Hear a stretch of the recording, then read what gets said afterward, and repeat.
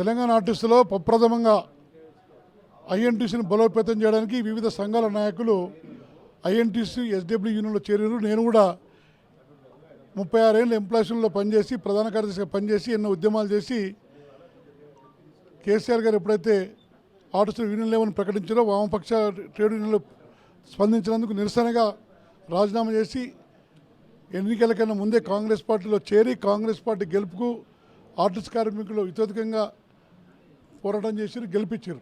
ఎందుకంటే నియంత పాలనలో 10 సంవత్సరాలు అప్రజాస్వామిక రాక్షస నియంత పాలనలో అనగారిపోయినాం. ఈ రాష్ట్రంలో 2013 జీతాలు తీసుకుంటున్న ఎవరు ఉంటారంటే ఆర్టిస్ట్ కార్మికులు మాత్రమే. మాకు 2017 జీతాలు పెరగాలి, 2021 జీతాలు పెరగాలి, 2 పెంచలేదు. అలాగే కార్మిక చట్టాన్ని రద్దు చేసిండు.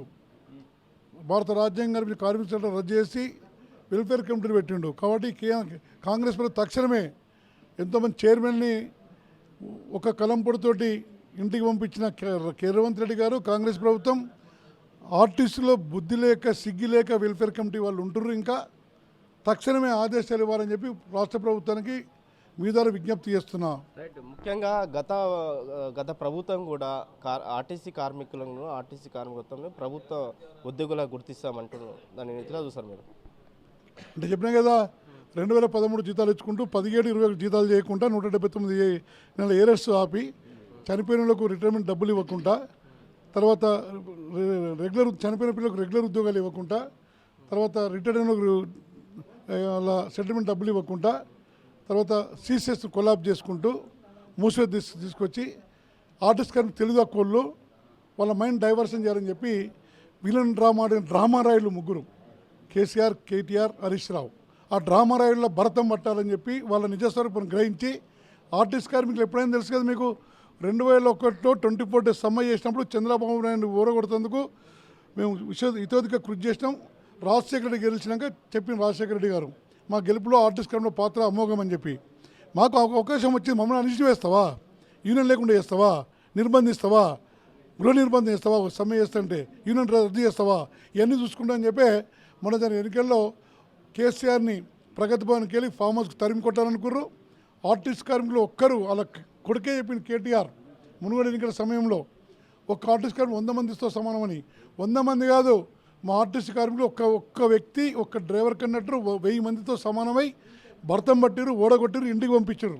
దాన్ని స్వాగతించాలి. ఫస్ట్ ఆర్టీసీ తెలంగాణ రాష్ట్రం వచ్చినాక 10 ఏళ్ళలో నిర్వీర్యమైంది, కుదించిపోయింది. 57,000 మంది కార్మికులు 42,000కు వచ్చారు.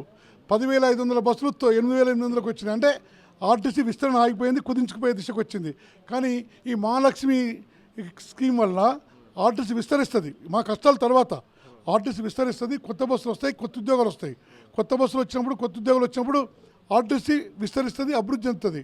కాబట్టి నిరుద్యోగులకు ఉద్యోగాలు వస్తాయి. మా ఇబ్బందులు మాకు ఉంటాయి. మా టీములు పనిచేయక ఓవర్లోడ్ అయ్యి ఎమ్మడే పెట్టిర్రు. ప్రభుత్వం వచ్చి 2వ రోజు పెట్టారు కాబట్టి 2 రోజుల బస్సులు రావు కదా, బస్సులు రావు కాబట్టి వాళ్ళు కూడా అప్పీల్ చేస్తుర్రు. ఉదయం పూట సాయంత్రం పూట మహిళలు బయటకు వెళ్ళకండి, ఉద్యోగస్తులు స్కూల్ పిల్లలు పోతారు కాబట్టి కొన్ని ఉంటాయి సూచనలు చేస్తుర్రు. అంత తొందరగా ఈజీ కాదు అది, కానీ సక్సెస్ అయింది.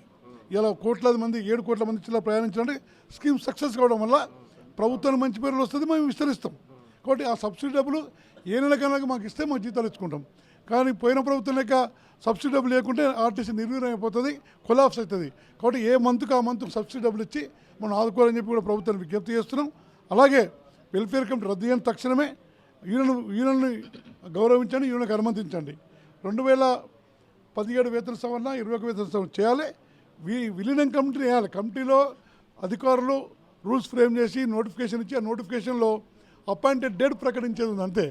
10 రోజులు మా దగ్గర అన్నీ ఉన్నాయి. విజయవాడ పోయినాం, అంతా ఓ దగ్గర అయినాక ఇది ఈజీ కదా, 2 రోజులు అయిపోవచ్చు. చేస్తే చిత్తశుద్ధి ఉంటే కేసీఆర్కి చిత్తశుద్ధి లేదు, కూడా చేయలేదు.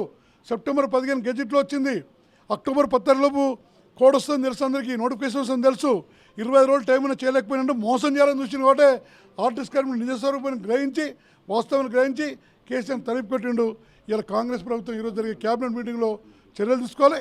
నూతన సంవత్సరంలోనే సంక్రాంతి ముందా సంక్రాంతి తర్వాత పిలుస్తుంటారు మమ్మల్ని, సంక్రాంతి ముందే పిలవాలని చెప్పి కార్మికులు కోరుకుంటారు. సంక్రాంతి ముందు పిలిస్తే సంక్రాంతి స్పెషల్ బస్సులు కానీ, ఫిబ్రవరి మొదటి వారం జరిగే మేడారం జాతర కానీ అత్యుత్సాహంగా పనిచేసి ప్రజలకు మెరుగైన సేవలు చేసే విధంగా కార్మికులను ఉత్సాహపడతారని చెప్పి కాంగ్రెస్ ప్రభుత్వాన్ని మీ ద్వారా కోరుతున్నాం. మరిన్ని వీడియోస్ కోసం ఛానల్ ని సబ్స్క్రైబ్ చేయండి, లేటెస్ట్ అప్డేట్స్ కోసం వాట్సాప్ ఛానల్ ని ఫాలో చేయండి అండ్ లింక్ డిస్క్రిప్షన్ లో ఉంది.